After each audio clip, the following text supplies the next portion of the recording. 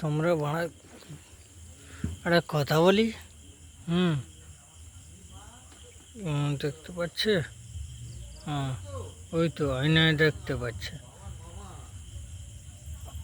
শঙ্করপুরের রাস্তার কথা বলছি।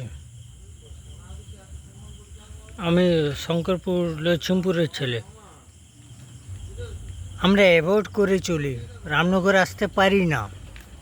তার কারণ শঙ্করপুরের রাস্তার গোষ্ঠীর ড্যাশ মেরে গেছে, আগের সরকার থেকে মেরেছে।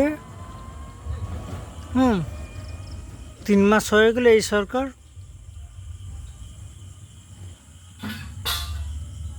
এখনো কিচ্ছু হয়নি।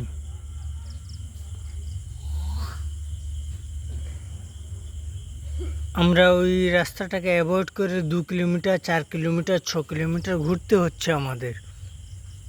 টোটো বলো, অটো বলো, বা হচ্ছে বাইক, সব কিছুতে বিরক্ত হয়ে গেছে।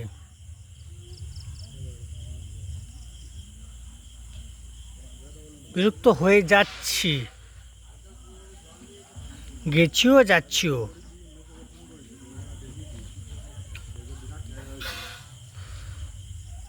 যখন টাইম ছিল তখন টিএমসিরাও অবহেলা করেছিল।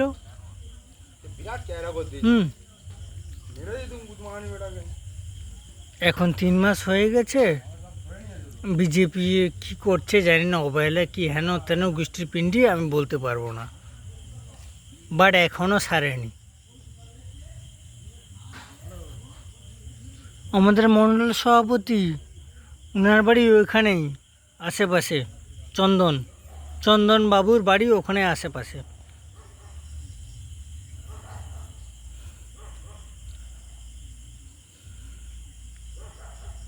হয়তো আপনারা নেট দেখবেন, লোকেশান দেখবেন, আপনাদের বিরুদ্ধে বলছি বলে আপনারা আমাকে থানা পুলিশ করে দেবেন, তুলে দেবেন।